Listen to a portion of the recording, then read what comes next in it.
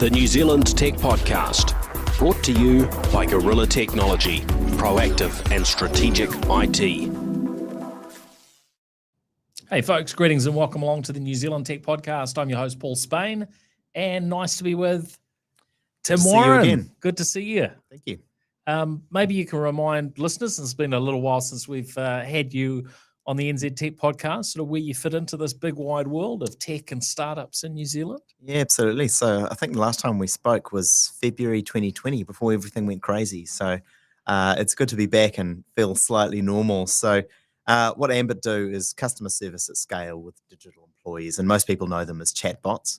But I think if the pandemic proved one thing, it would be that you can't always rely on people being able to be somewhere at some particular time. And so businesses increasingly are looking to avail themselves of services like ours, which is quite exciting. So it's a big growth time for us at the moment. Oh, it's really, really pleasing. It's always good to sort of tap in after a little bit of time with startups and see how things have progressed. So definitely looking forward to to doing that later on in the show.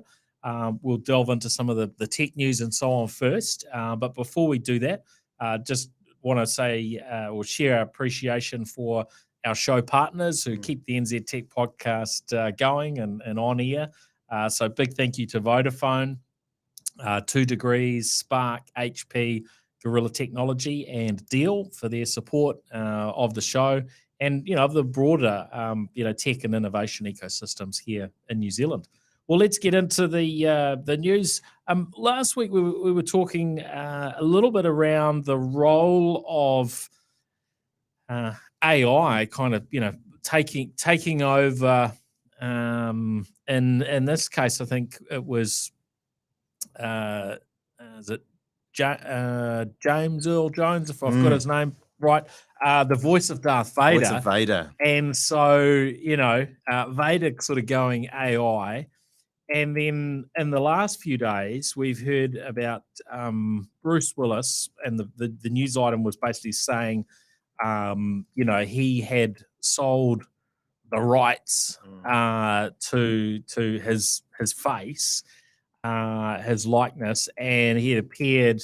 We're seeing online a Russian ad being voiced by somebody else, but it appeared as though it was Bruce Willis. Now, Bruce Willis's time in his life and wellness, where his career appears to be over, and so to a degree that sort of stacked up, right? If you're no longer able to act, voice, work, etc., and that's been an income stream for you. He's probably pretty happy, right? Right. Then would that work? Now, the latest thing I saw from and I watched this video, which it was sort of deep fake, so it was all computer generated, and the feedback that BBC were reporting was that his agent says no, he hasn't actually sold the rights to his face. So who knows what's going on, and that ability to, look, I need to get some publicity for my business. Let's get whichever celebrity, fire up some software, and we've got whoever, selling and promoting our brand. Now, we see this. I walked through the mall, St. Luke's over the weekend, and as I'm walking through, I walked past a hairdresser, right, and in the window. It's just a one-off hairdresser. They're not a big brand or anything, but in the window was sort of 3 pictures, and one of them's a celebrity. And I'm Wouldn't thinking, be Bruce Willis. It wasn't Bruce Willis. No, he doesn't have enough hair for a hairdresser. Not quite enough on top for a hairdresser, but I don't know if you're promoting skull caps or whatever. I don't know, something else. Maybe a shave. Yeah, shaved heads. But anyway. So that there's a degree to which, and we see those a lot of these sort of fake ads that come up as well that are, take some celebrity and just slap their face on it. This stuff it's going to become like that, isn't it? We're actually going to have the videos as the technology, improves and becomes more and more accessible. Yeah. and that could be exactly what's happened in this Bruce Willis case, based on based on the feedback from his agent, quite possibly, it right? could And well be. you're not going to be able to control it if someone runs up an ad and it especially if it's very, very targeted at an audience. There's a whole sort of next level of what you can do with that. We've already heard about the voice side of it being used in cybersecurity type scams, rather than an email from your CEO saying, put this money into this account. Yeah, voicemail. You got Tim Warren, calling you and saying, they just laugh, hey, Paul. hey, accountant, put this cash through. And They don't trust me with any passwords, so yeah. No, that's right. There's a lot of areas where technology is going to get into that and change it significantly. But I think AI is just the latest kind of marketing term that people use. If you remember back about 20 years ago, there were these Coke ads, and they brought back Frank Sinatra and a few other people, and they had current people dancing with people from the 50s.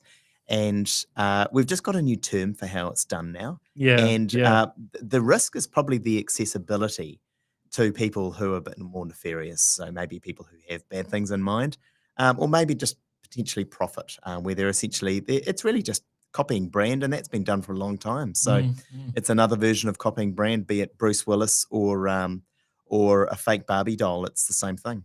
Yep. Yeah, I remember, walking along the beach in India, Goa, and there's a big, golden arches or something or other logo that's completely disconnected from, there's not a, whatever the brand was, there was nothing to represent them other than the logo, and of course attracted attention. And so there's so many different ways people, would fake stuff.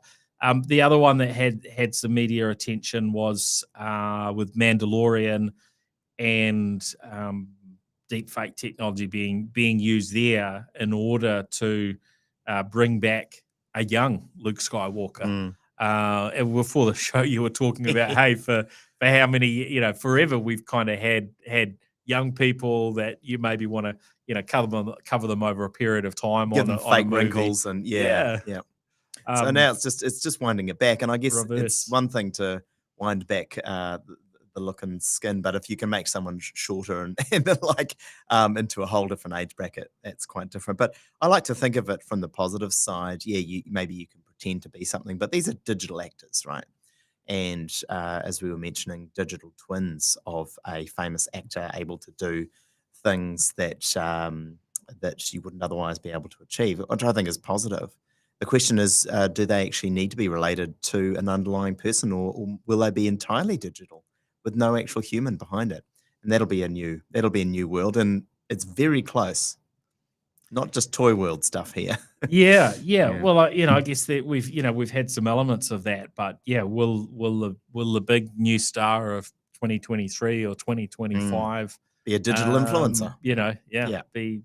Be someone who's not really someone in the could usual, save some money in on the usual sponsorship. sense, right? A digital Federer, So. So look, I think we've got some fascinating times ahead, but we do need to look at these other aspects and how can you manage them appropriately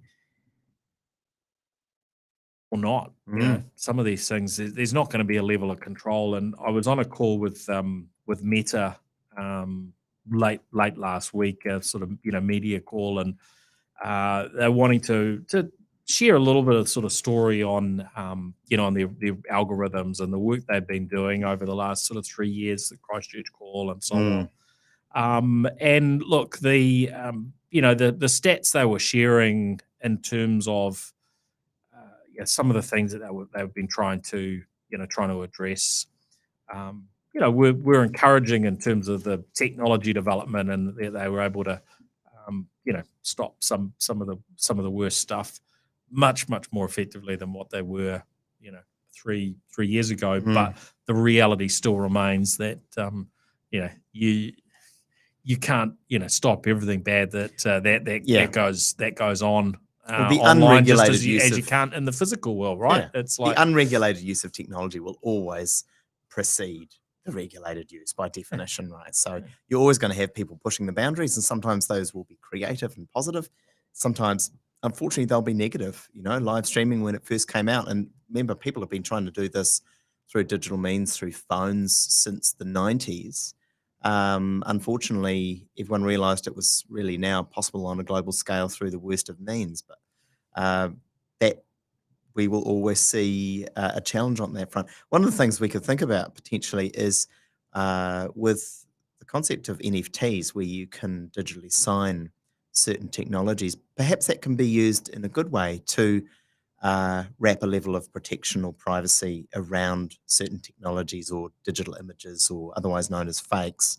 Can we actually make them genuine, authentic? So I don't know the answer to that. Yeah, prove. Yeah, Mm. but I guess there's a level to which, a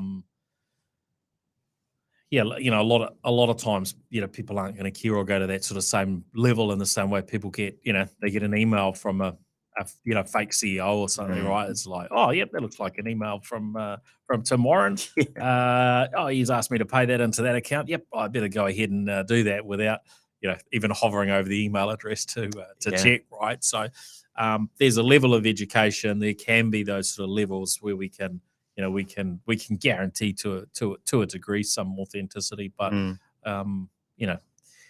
how well all that stuff fits together, will be quite fascinating. I actually one of the questions that I brought up with with the team from Meta was around this was my brutal perspective on it of how can somebody set up an account that's identical to yours, the name's the same, the image is the same, and then they start inviting and adding all your friends. I was like, can't you guys just do the basics, right? And if this equals that, then throw a question mark. Yeah. And that was what I threw at them. Now, what they came back with, actually, we closed down. It was, some insane number of exactly that. But of course, you don't see the ones. No one cares about the thing that hasn't happened. That they've been successful blotting out. We only see the other ones that are like, how did this happen? Yeah. So they might well be getting, 99.9%, but there's this, I guess, this aspect to to your point of having some sort of verification method when, and maybe this, we get to this on some platforms where someone comes up and there's actually then this verification. Hold on, that looks like Bruce Willis, and boom, boom, boom, and it gives like a tick like you get on on social media platforms to say, that proof that of is identity, this person and so on. The proof of identity wrapped up in a digital form, while that can solve a lot of those issues like you're talking about, the issue is that on the other side, you've got the privacy and people don't want centralized numbers. If you remember back to half your audience won't remember the 90s, but we do. And there was talk around centralizing some ID to enable some digital services that were going to be coming. And there's big resistance because people said, I don't want the hospital people knowing if I've got a driver's license or whatever that might have been. I don't tend to worry about it because I'm not doing anything in either of those places that might be a problem. But as you move towards a digital identity, it can solve that while giving away some control to a centralized agency potentially. And that's what this decentralization is working in the opposite direction. Yeah. And there's a big move at the moment to move from this proof of work to proof of stake or proof of authenticity. And when you can combine that with some kind of identity, it's moving in the right direction. You will have seen yesterday discussion around New Zealand driver's license moving digitally. Well, I just went to the SASTA conference. We'll talk about that later. Yeah. When I arrived at SFO airport, I had the longest wait I've ever had. And that's saying something at SFO. It was over 2 hours. Oh. And when I went in 2019, I was able to use my digital passport. And I went through in record times, shortest time, 15 minutes in the queue. This time, it's all back to manual. Only US citizens get to use it. Well, they've brought out an upgraded digital passport. And the rest of the world don't have them. They've got an app-based one an app-based as an option, don't they? Yeah, but it just shows it is going to go that way. And even though the US is seen as being a bit conservative on some of those technologies, and it took them 15 years to pick up text, for goodness sake, SMS. So, but they've gone and they've said, hey, rest of the world, you got to catch up to us. So we need to do it, but we need to do it safely. Yeah. It's fun how quickly these things evolve at times, and then how in other areas they can be so slow. Now, another change that's coming, Vodafone New Zealand Yep. have told us they are becoming One New Zealand from January or early 2023. Yeah, I'm a long-term user here, Paul. Yeah, Long-term user. yep. So what do you think that means for you as a customer? Because they've said, look, what this allows us to do is to stop throwing a whole lot of money at brand Vodafone for licensing their brand effectively, and for I guess that money sort of comes back into local market, can be spent elsewhere. Now I don't think I saw a figure on their on their press release and the info around what that was costing. The but, licensing. I saw know. it. I've forgotten the number now, Yeah. but it was mind-boggling at Yeah. the time. So They may have built it in with some other numbers rather than there being an exact breakdown on just the brand piece, because they're still keeping that global connection with Vodafone and Group. that's They why license I'm different things with them, right? Because they offer such a great service there. But what have they done? Look, I mean, everyone's a brand expert at the moment, aren't they? And there's another big telco that's rebranded, and I happen to remember that Jason Paris, who's now CEO of Vodafone, becoming One NZ, he had something to do with that as well. Right? So, Yeah, when he was at Spark, you're right. I've got no doubt that they will execute very well, but it's an enormous job. I've rebranded a 100-person company, and that was surprisingly large. But when you're doing something that's 30 times larger, extraordinary. But no, look, I think they'll do a great job. One thing I would say, Jason and the exec team there have been such great supporters of Tadeo across their network. Maybe a lost opportunity to delve into that, potentially be Tahi or something similar. I would worry a little bit with the brand overlap with this. You got Xero, you've got 2 degrees, you've got One News, you've got One NZ. At the moment, at the outset, there's going to be a bit of confusion. I think we'll forget about it in a while. They're different properties. I think they'll execute this, and a year from now, we'll be like, what rebrand? Yeah. But yeah, nice to have some green. What I know is that green and our colour, orange, work much better together than the red they used to have. So there you go. I applaud them for that choice, and I think that the shirt they had with the rolling into the kiwi, was a piece of brilliance. Yeah. I'm always fascinated with things that brands do to represent themselves and logos, and how companies are named. I love it. I think it's a really fascinating area. Yeah. But simplicity is the ultimate form of sophistication, right? And to have something so simple like a logo and a name, you do go through a lot of options to get there. And I bet they've done their homework and it'll research well and perform well. Yeah. And these days, there's a lot of sort of technological, pieces to the mix when getting involved in brand stuff. And I know, they were immediately jumped on with the crossover with this One NZ. Foundation, I think it was, and and so on. Yeah, You've got to. I think got to good do a on lot them of for owning the Googling. You've word. got to do a lot of research. Yeah. You've got to make sure you can get your domain name. There's so many aspects, and sometimes they're done really poorly, even by I'm sure they those saw with that. a lot of specialist sort of Yeah. skills. But I think already. Just their size and scale and the presence that they have, they'll totally own that. I don't think it's going to be too much of an issue for them to land at the top of Google searches. And in fact, I read something yesterday. Some prominent reviewer whose name I've immediately forgotten said, "Good on them for taking a word back and making it useful, because we don't need to know about those fringe groups, and they're going to get lost in the search results, like you say." So again, I'm sure they'll execute that very well. Yeah. Yep. Now, one interesting story that picked up was actually in the South China Morning Post. was around the headline read Chinese tech firms may follow DJI to cut Russia and Ukraine exposure to minimize political risk, political sanctions risk, and so on. And there were a couple of bits under this, how DJI had temporarily suspended their operations in both Russia and Ukraine because they are being accused of their products being used for military activities.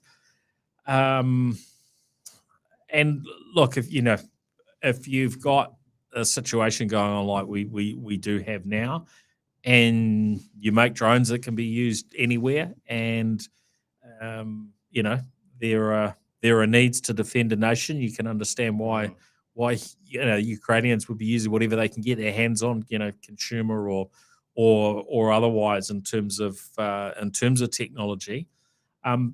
Interesting that we do still have some brands that are operating in Russia and not looking haven't made any sort of announcements to exit, when there have been so many really big names that have just completely exited from all sorts of directions, or as much as they can within reason, from the big tech players, through to your McDonald's and it's fascinating, and so isn't on. it? We've moved on from that 90s when it was very much US hegemony, collapse of the Soviet Union. China wanted to play ball because of trade. And then for a while, it looked like a repolarization back to kind of a Cold War kind of status. But I think you've seen some cracks occurring between China and Russia there. And even though they're both technologically, they've got some very good people, very smart people, and some great companies there. China's worked out maybe that with Russia not executing all that well in this so-called special operation, do they want to become part of a bipolar world where they're lumped in with Russia, or do they want to keep the trade routes open? And they'll have to make a decision pretty quickly, I would imagine. And trade usually wins out over the long term. I mean, it was a coal agreement that was put in place to stop France and Germany fighting originally. That became the EU. But no, it's something. You mentioned a fascinating stat around the level of penetration that DJI has got around that. What was the number you said? They quoted, they said previous sanctions by the US government had seen DJI's market share, and I'm picking this as in the US, not global, fall from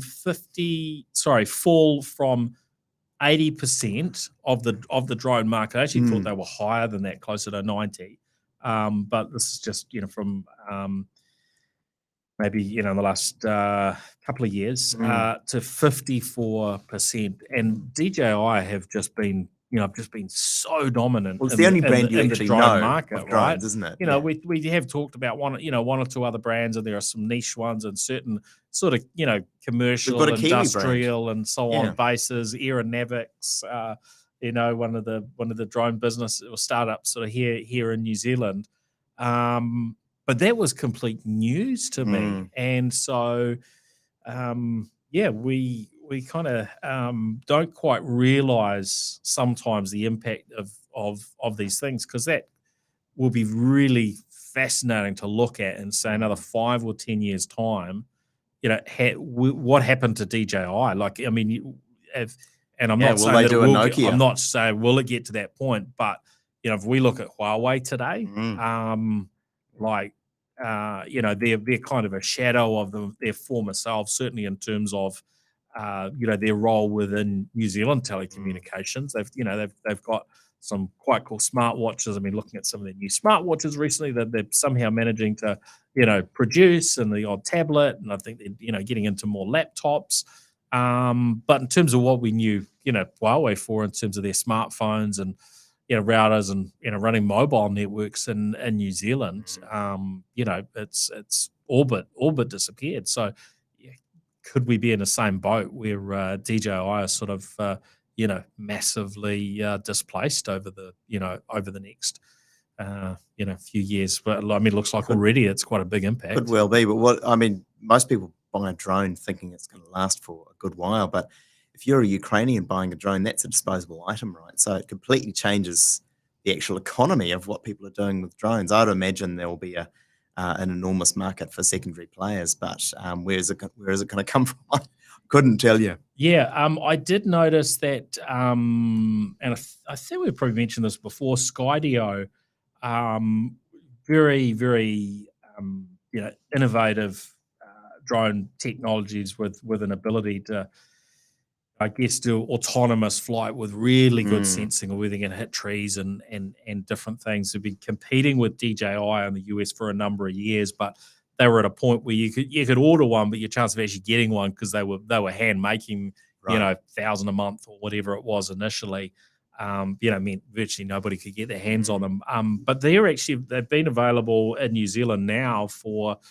It's been about a year since they announced it in Australia and New Zealand availability, because that was purely a US only product. So that is one of the brands that could well come through and take up a slice of that market. So I probably need to have a word to them and encourage them to fly one of their drones over in this direction, so we can have a little bit of a studio test. Little bit of a look. Yeah. I remember busting a drone on one of our very early episodes. Parrot, French company. Yeah. And it was the first time I played with a drone. So, we better catch this thing. But the way it was built, actually, you didn't want to be catching it by its kind of wings, as it were. I got to say, I always imagined drones like those little tabletop DJI things. But I saw one a couple of months ago, a full like 4K IMAX level quality one, and this thing, if this hit you, it was going to be game over. This is a 50-kilogram monster, huge camera, very, very powerful motors on it. It was quite scary, actually. Well, think of what happens if a helicopter blade sort of thing. You get a drone coming at you with its blades. That might not be too safe, huh? With 5 pounds of C4, it's going to be scary if you throw it at a tank. Yeah, or at your new studio. So be careful of that one, Paul. Now we can't bypass talking about Tesla and Elon this week. And I know there's always something in the news to do with Elon. So it is another one of those weeks. But there's been sort of this big lead up to Tesla's AI Day. And I guess there's sort of been a few perspectives depending on where you're coming from. I'm interested to see, is my car finally going to be able to sort of drive itself around Auckland City when I've had too many drinks and so on, right? And the comment was that this FSD beta that they've had in the States for some time should be able to, or sort of along those lines of, it'll be ready to roll out internationally to markets where it's, where it fits in with the legislation and local legal frameworks. So maybe there'll be a few, folks getting driven around Auckland by the end of the year. If I had to place bets on it, I would say no, that's very unlikely. Yeah, I think so too. So especially when you've got that out there. Was it Germany? I think the German regulators said you can't call it autopilot because it's not auto and it's not a pilot. Yeah. So look, Elon's excellent at generating PR, and he's one of those people that subscribes. I can't remember; it might have been Mark Twain who said the only thing worse than people talking about you is when people don't talk about you. And Elon's great at that. He's always got a way. He was going to buy his favorite social network, Twitter, wasn't he? And then he changed his mind on that.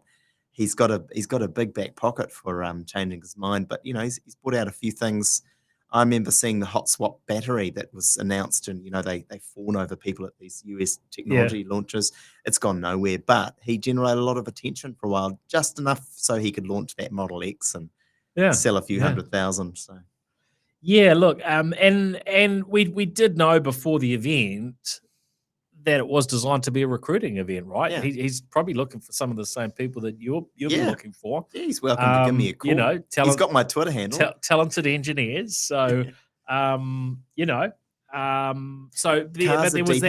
was that aspect here of, is this an event that's going to show us off some really interesting sort of useful stuff or is it all there for recruiting? And look, I think as usual, as you say, he's got the attention and got some press off it.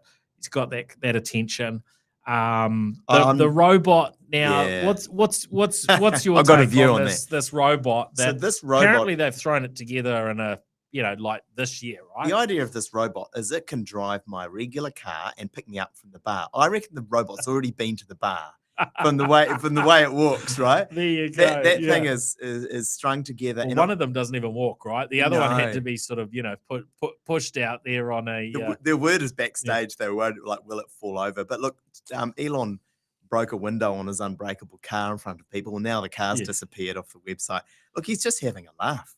He really is. He, I've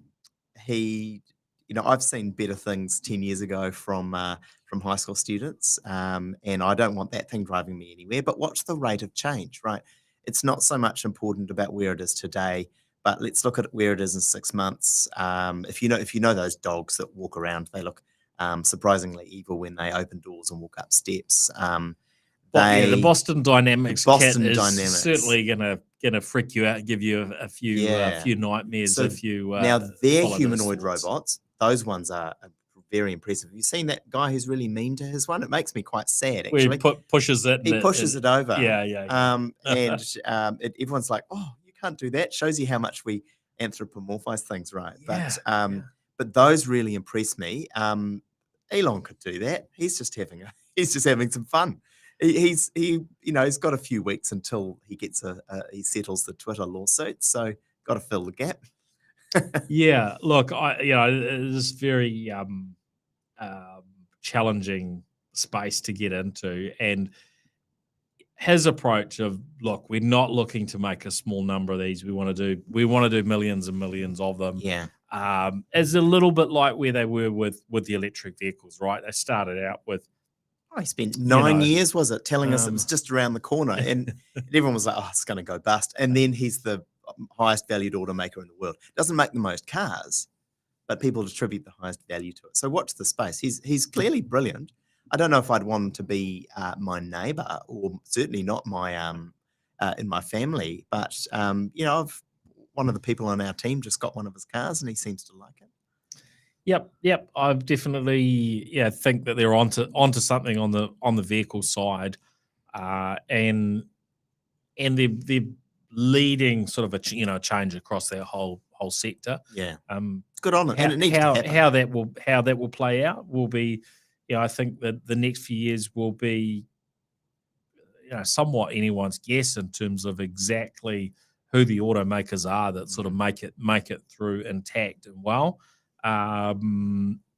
If we put aside any, and you can't really do this, but any geopolitical sort of issues, then you would imagine that the Chinese companies like BYD that have just launched here, build your dreams. Yeah. And Tesla will, between the Chinese brands and Tesla, you're going to see a very big share of the market in the years ahead as things move electric. But in terms of robotics, is there anyone else who's at least sort of waving a flag saying, we're going to have these things accessible, sub $20,000 US is the story. Not sure I'm believing any of that.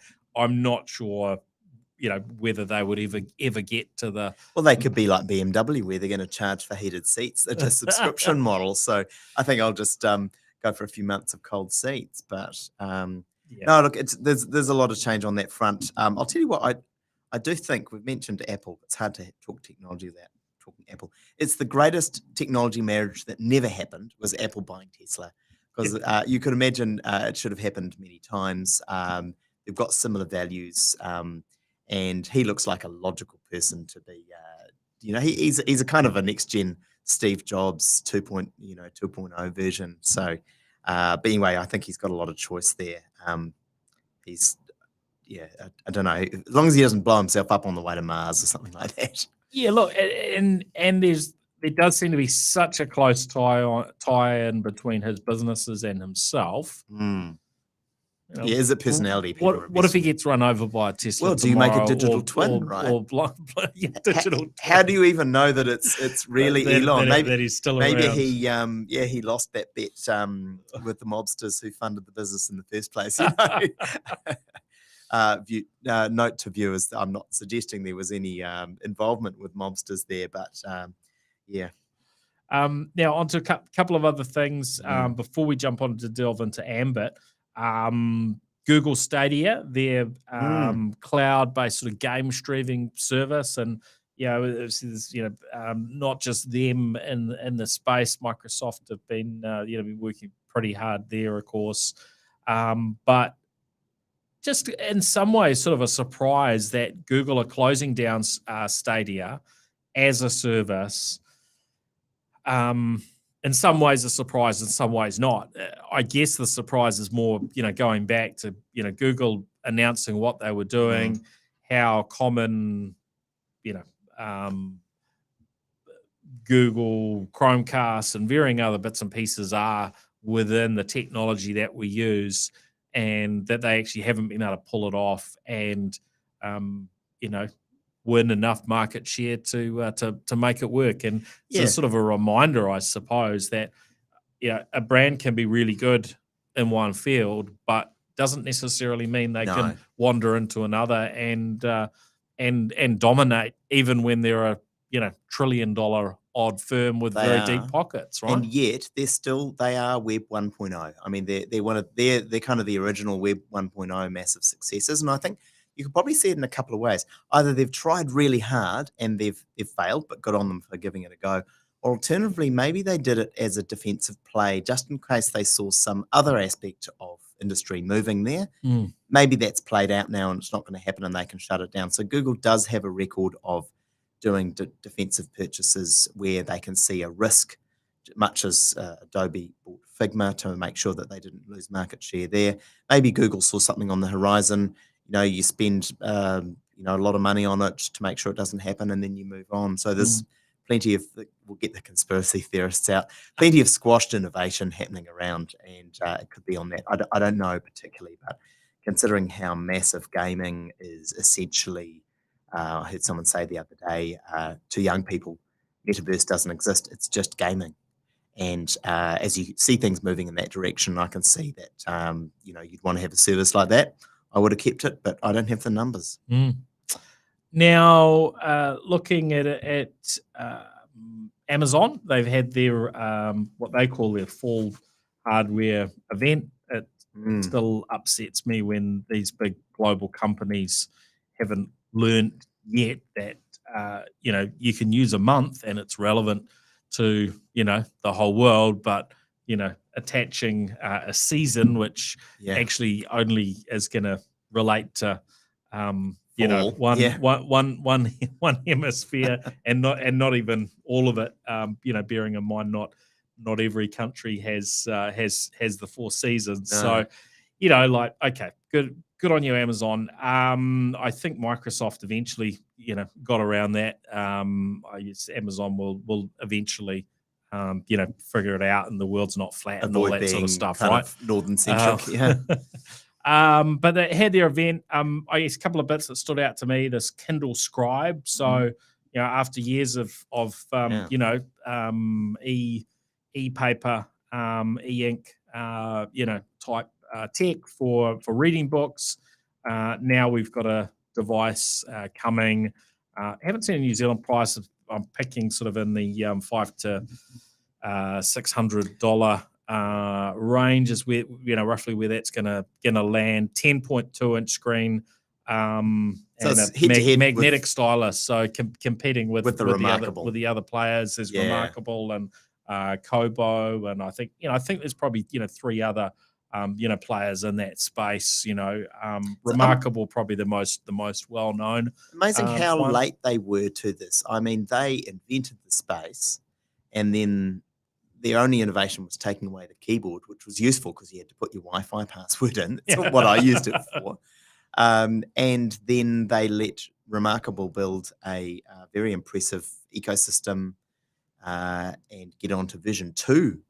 And then I would have bought them, but because they've got a bit of bit of cash. So, and then they come out with this. So, I don't know. It seems to be a little bit late, maybe a little bit like their phone, but better to try it and fail because usually they try it and it works. So, Yeah, you yeah. know, I mean, Remarkable seem to be sort of on a slow burn with their product. It's sort of mm, it's their improved, price point's but it's extraordinarily high. it's not.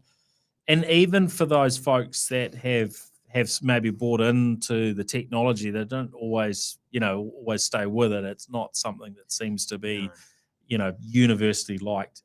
But sort of back onto Amazon. So yeah, Kindle Scribe, their Echo Dots. One thing that I picked up there that was quite interesting because they've acquired a lot of brands over the years. And within that devices era where they're making announcements, they've got Eero that does the Wi-Fi, EERO, EERO, and they've got Ring. Now on the Eero side, where you have your sort of mesh Wi-Fi, they've made, I think, what is a very convenient sort of update with the newer Echo Dots, and I think this will even roll out software-wise to existing Echo Dots because those units have got wireless access in them. Right. Actually, the radio can be used two ways. So they're using it as a mesh. Yeah, Right. so they're It's smart. software update and convert your very cheap little Echo Dot device, which at times you can buy for $30 or I thought something, some right? for $30 yesterday, Yeah, which is yeah. the lowest price point, and clearly heavily subsidized. But do you think they're losing the smart speaker war, though? Well, the stats they gave me, I caught up with them a few months ago, was suggesting that in the New Zealand market, that they had beaten Google, to the punch in terms of launching in the market here, and a level of personalization that sort of goes with that. That they were in, they were the front position, but it does seem to vary in sort of different markets around the world. And yeah, how that plays out. I know, some people I know were just like, they've already been destroyed. Google completely sort of own it. I guess it's little moves like this that can You test markets, that right? can help them. And if you're a $1 trillion company, you can test markets with $1 billion, right? So that can be a big play. But I'm in this space, right? Conversational AI. I've got all of them. Yeah. I've got Siri, I've got Google, I've got Alexa, and I let them fight it out. And but there's a single reason why Google rises to the top, because it just works. It just works with everything. Alexa can be really good. Siri's excellent for device control for my phone, but Google talks to absolutely everything. It's free. I don't mean free, but it's open stack in terms of connecting everything to it. Every device I get, it's Google and maybe something, but it's always Google. So I've got maybe north of 100 devices in my house, and there's Google can talk to them all. Yeah. Yeah, it's interesting. I mean, I've tended to find most stuff will work with both, but yeah, there are some things that both Google and Echo, and of course things are they're opening up, and we're seeing that sort of compatibility across more things, and a bit of advancement there. Hopefully, everything kind of talks to everything, very consistently going forward, but still a few challenges with some products. Now, lastly, I'd seen the headlines: Apple slowing down on iPhone 14 production due to a lack of demand. You double the price of your phone every time you put it out. Well, what I they don't know said, if Tim Cook's listening. well, they said they kept the prices the same, right? Which is fine if you're in the US, but these are the problems I had. Was every other country, and I might be, I haven't gone through and surveyed them all, but certainly the US dollar versus New Zealand, Australian, UK pound, pretty sure the euro, and Asian currencies, we've all weakened against the US dollar. So you're 100% right. Realistically, actually the prices have gone up in some cases quite dramatically.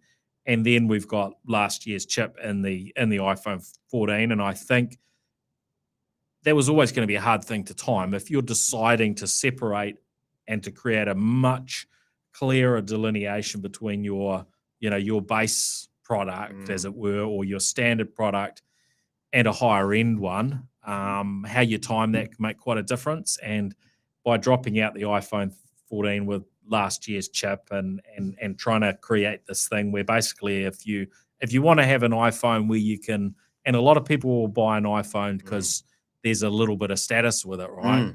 Well, there's maybe not so much status if you don't have the Pro model now, and they've kind of delineated that a little bit more. You've right? got this. Oh, have you got the 3 cameras on the back, or is it the 2 camera model? And everyone's judging you. So and look, when they bought this phone out, this is the 13, and they did that enormous jump with the price. I thought that's absolutely ridiculous.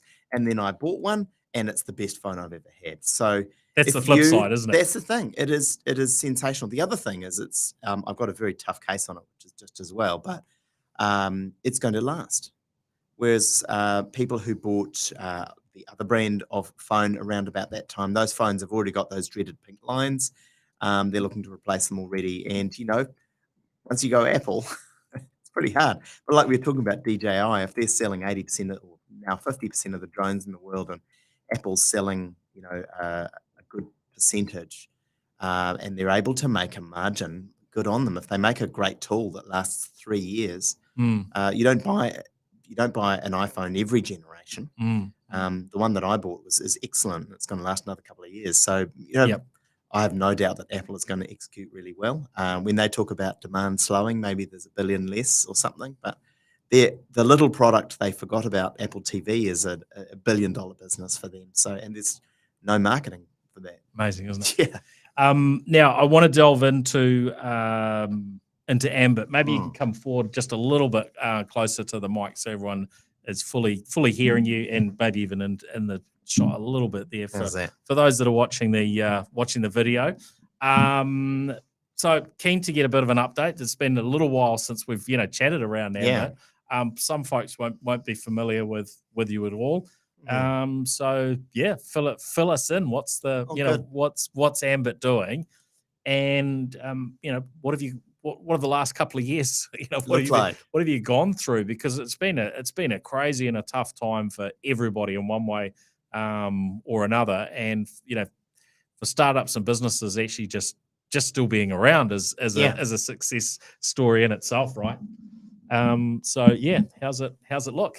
Yeah, so good. So for those that don't know what we do, we have a platform on which you can create chatbots, and people will have heard of chatbots, right? It's the thing that sits at the bottom corner of your screen, and then you click on it and you ask it a few questions. And most people who've used them, the first one they might have used was probably Oscar from Air New Zealand, and they had a really good shot early on. In fact, I think they launched it 2016, 2017, very early in the ideas of creating chat to do customer service. And to give them some credit, it was brave, and I think they've served a lot of people. I use it quite a lot now. So things have evolved through that time. We launched in 2017, but we're 22 people now. So we've grown over that 5 years, a bit over 5 years. And we work with brands like Vector and Tower. We work with Noel Leeming, and we've just signed Torpedo 7, another great New Zealand brand owned by the Warehouse Group. Yeah, that's good. And what do we do for them? So we answer those really common questions, like where is my parcel, or when's my power coming back on, or hey, I've chipped my windscreen, can I get that replaced in the case of Tower? And what we do is we ensure that there's no wait time. You can get through a conversation very efficiently. You don't have to wait to talk to a person. There's no on hold music. You can get straight through. Now we deal with those high volume questions. If you've got something really sophisticated, we put you through to a person still through the same platform. Yeah, which is good. But actually, the use case you're talking about, relevant to me on the weekend. I called. In my case, it was AA Insurance. Yep. and there was a smashed windscreen on a vehicle. Yep. Leave it parked on the street. Great. Anyway, well, it's the weekend, Paul. Yeah. And this and that and so on. Oh, yeah, we'll get someone to call you back in a couple of days. Yeah, which is not really good enough because. And so what does the alternative sort of look like with that's with a chatbot? It's a great example, right? So the experience, if you were with one of the Lucky Tower customers, is that you go to the website, you open our chatbot, which is called Charlie, and you say, "Hey, I've cracked my windscreen," and it says, "Should we book that directly into Novus Glass for you?" You say, "Okay," and it will give you a date and time and an option to change it, and you're done. And it's probably going to take 3 minutes, and you could literally do it in the car, not while you're driving, of course, Paul. You wouldn't do that, but when you've stopped, autonomous vehicle, maybe, yeah. If you've got that autopilot rock and rolling, then maybe you could do that. But that's the experience. And so what we generally found is that a 30-minute experience going through those typical discussions becomes a 3-minute experience. So the agent isn't required, but the agent isn't eliminated. What's happened there is the agent is available to someone who's got a really complex inquiry. Yeah. Right. So maybe there's been a couple of areas in New Zealand where there's been some flooding, and when there's flooding, flood damage and who's responsible for what, that might be a conversation with an insurance agent or even an assessor to help you work that out.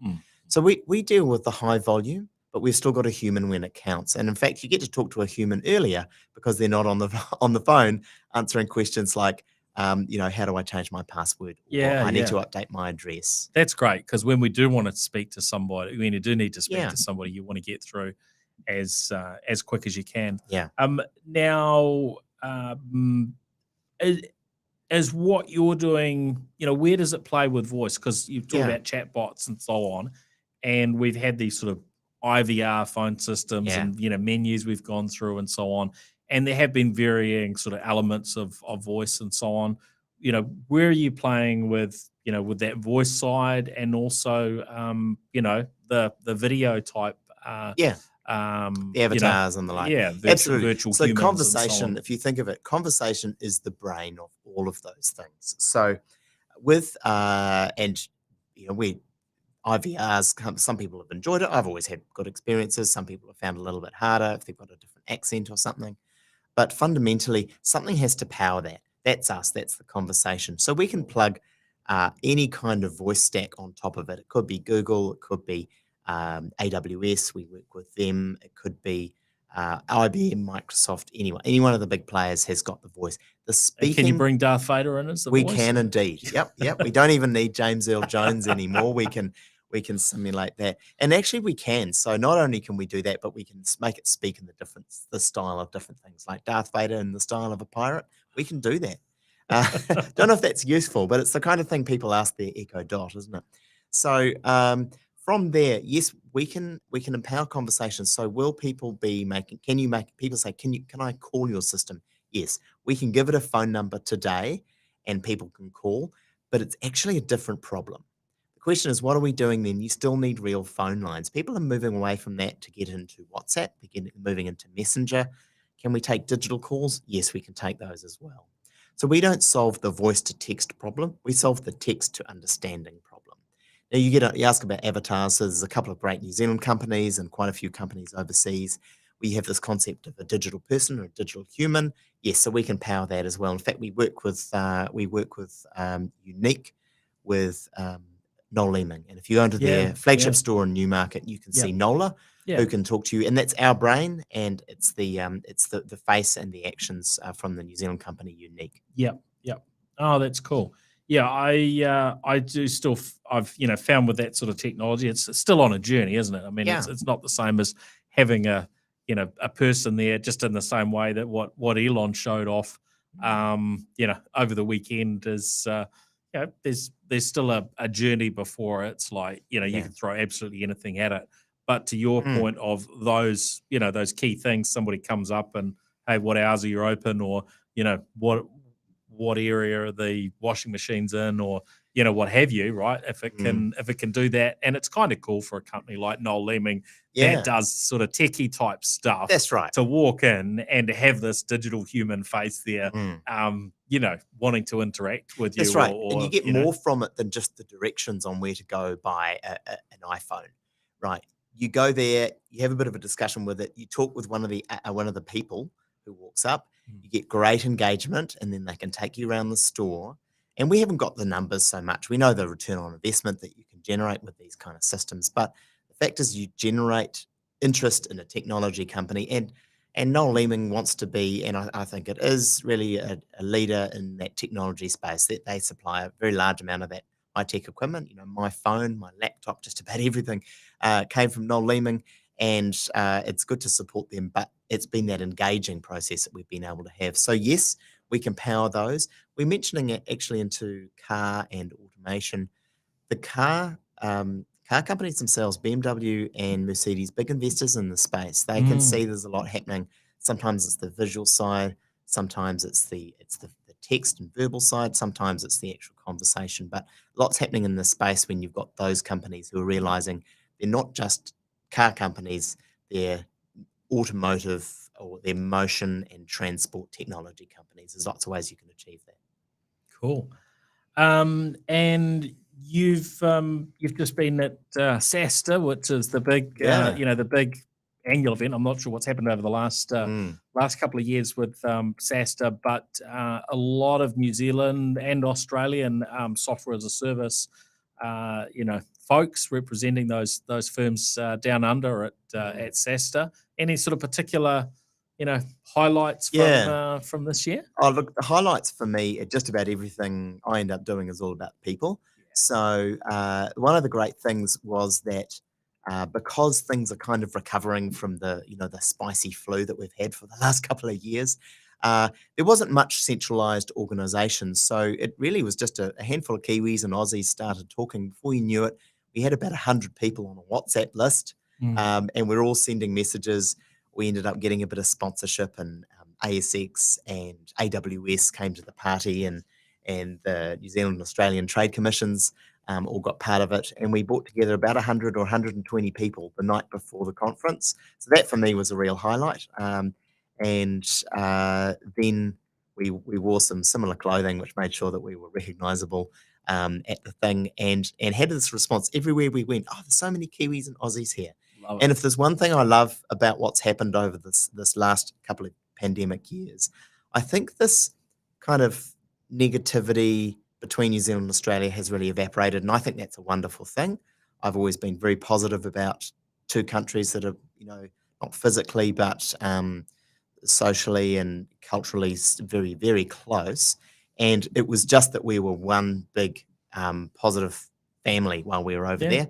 And some of the best business we did was actually between the companies themselves. So that that's was cool. fabulous. That's Now, awesome. then the other learnings from the conference. Now, one thing for listeners to note, it's not a sales conference. You don't go there and sell your XYZ. I mean, you could, but the main thing is you go to learn and get inspiration. It's founder heavy, so lots of Yes. founders of companies. Yeah. I mean, the founder of MailChimp, who sold his company for 12 billion with no funding, was there. The founders of HubSpot, one of the biggest Yeah. successes in the SaaS world recently, were there, and many others. Right. Yeah. In fact, the person who runs SaaSta, Jason Lemkin, he started EchoSign, sold to Adobe for 400 million. These are impressive numbers, Mm. incredibly inspiring, and that's what took me there. So Mm. lots of great people. But for the first time in that kind of environment, everyone was talking about efficiency.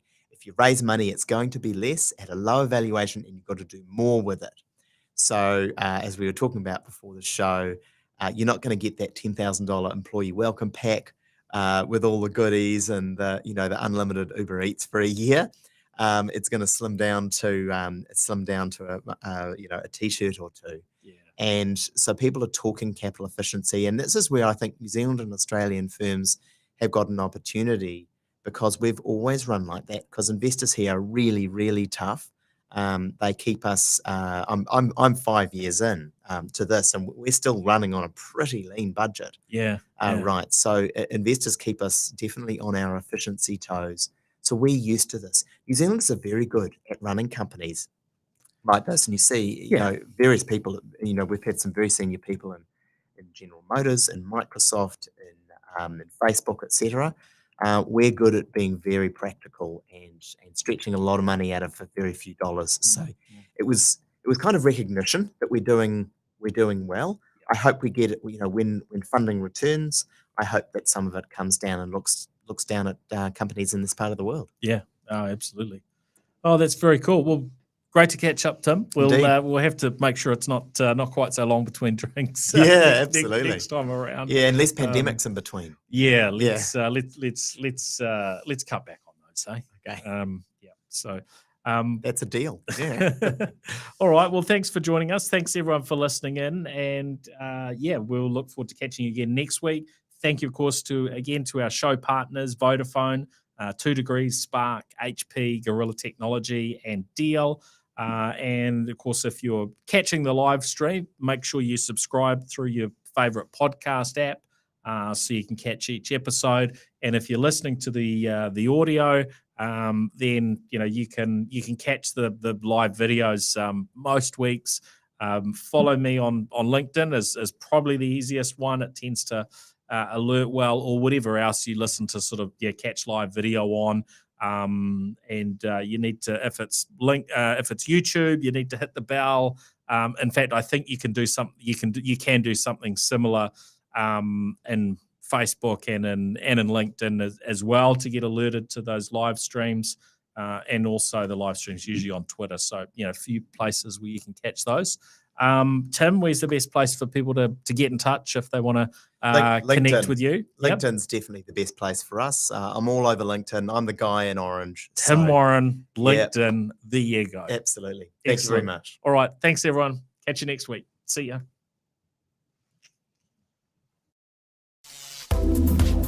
The New Zealand Tech Podcast, brought to you by Gorilla Technology, proactive and strategic IT.